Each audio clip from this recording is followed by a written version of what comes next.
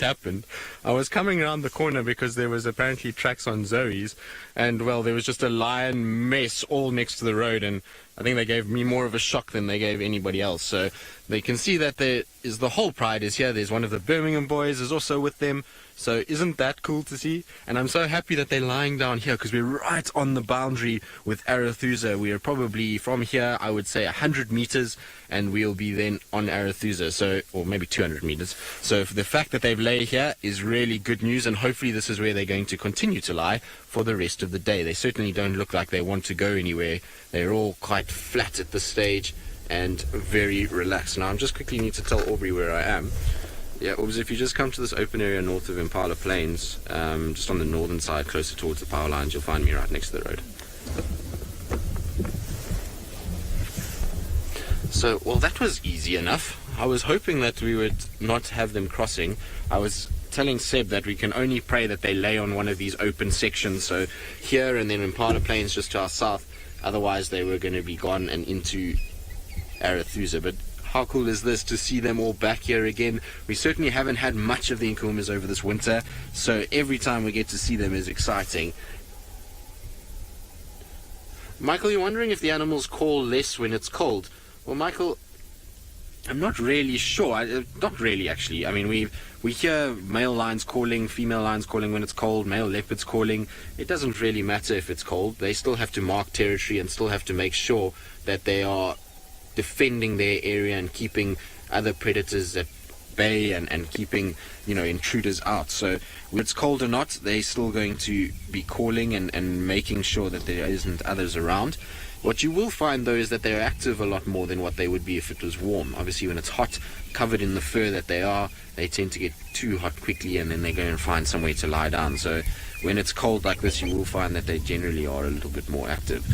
Although by the looks of this pride, they are not going absolutely anywhere right now. There's a few of the cubs are still looking around, and you've got Amber Eyes, which is closest to us, that has got her head up, and then that female there that's busy grooming. So Amber Eyes is this one with her head up right here. That's is typical of hers, always watching what's going on and making sure everybody's looked after. But I think they must have got something last night, because the bellies of the cubs are fairly big, so you can see, look at that, and there's a bit of blood on the paws and blood on the face.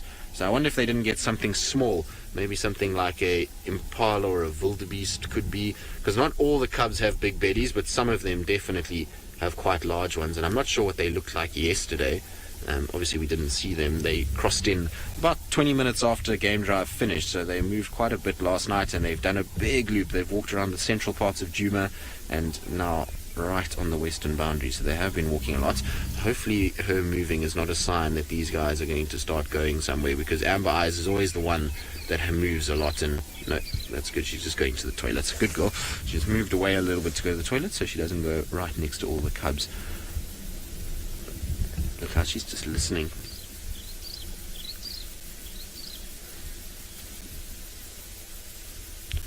Kathy and Jude's mummy, you want to know, do oxpeckers land on predators? No.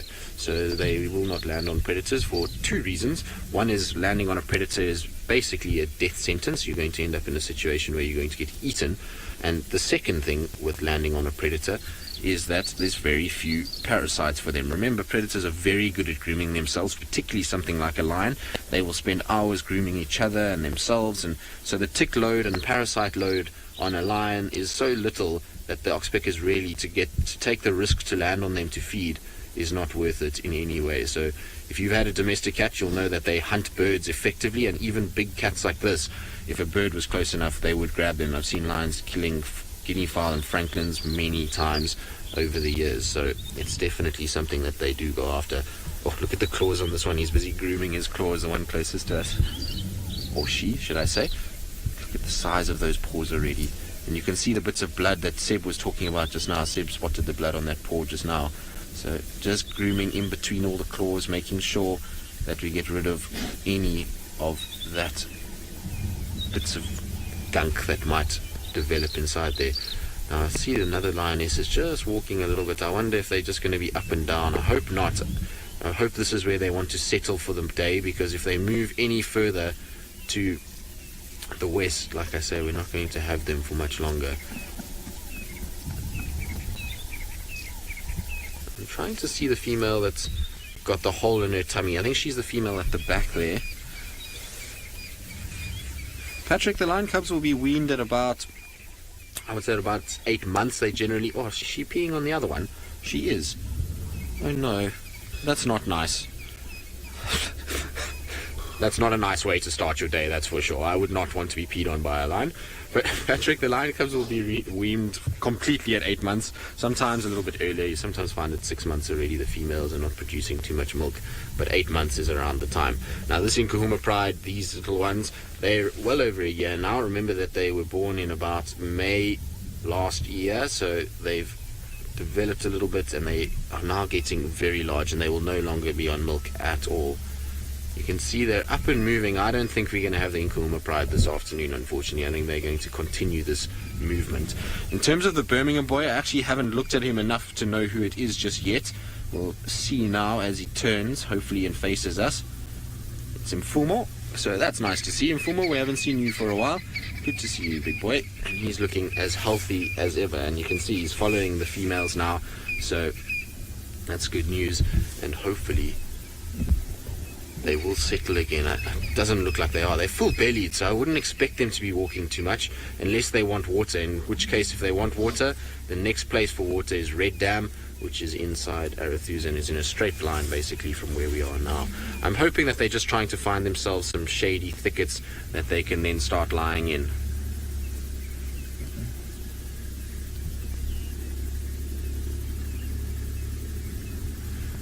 Oh, hi, Bacon. You want to know is if it's true that if you stare at lions for long enough that they'll start to get agitated and growl at you.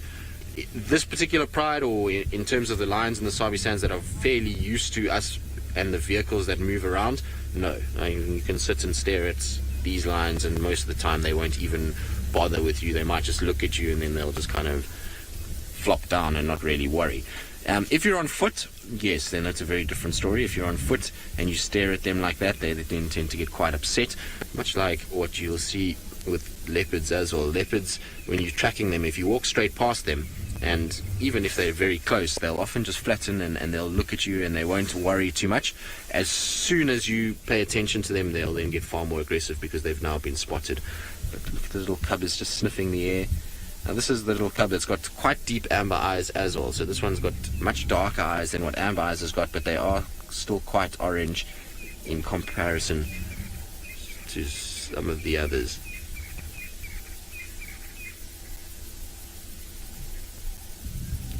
Like I say, I'm hoping they're going to just flop down under all these quarries. What we need is that sun to come up now and just to be warm, that these lionesses decide no, they're not going to move at all. What I'm going to do is just move slightly and we'll leave the cubs here. They'll come now, but the lionesses are moving in the nice big bin clearing and the light should be hitting them shortly, so it will be really beautiful if we just try and stop and see. It seems as though they might have spotted something as well. I see the one lioness has got her head down and is just watching what's going on. The rest are all spread out all over the show at this stage. You can see here's a lioness in front. They definitely are moving towards the boundary, unfortunately. It's not ideal, but it's the way it goes.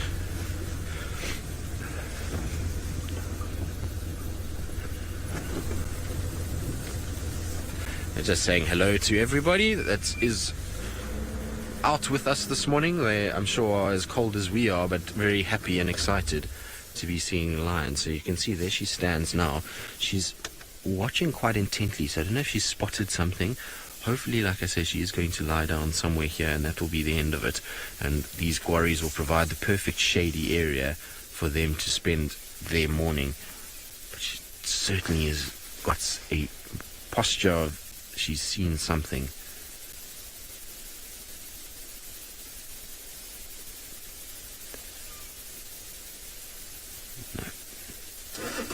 But isn't she beautiful? Look at those eyes, and body structure of the Nkuhumas is always amazing. They're big girls. I always see them and forget just how large they actually are. They really are big and muscular, and it's always a pleasure to see them.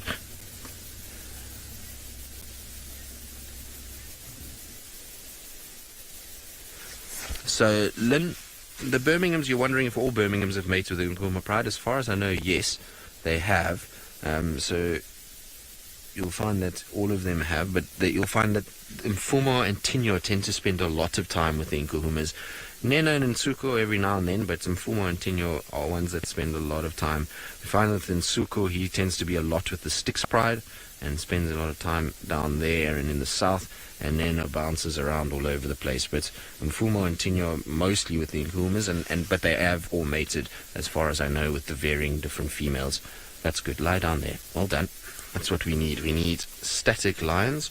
That certainly will make life much better for us. But I heard something in the distance, and I couldn't hear nicely because a vehicle started, but it sounded almost like leopard or lions fighting in the distance, and I saw all the lions looked immediately that way. So I'm not sure if it was an elephant or leopards going at each other, but there certainly was a noise that came from our south at the moment. Our lioness is up and moving again. Right, well, we're going to follow our Nkuhuma Pride. We'll stay with them as long as we can. Hopefully they don't cross over, and while we do that, I believe Jamie is out in this beautiful sunshine of the Mara and wanting to say good morning.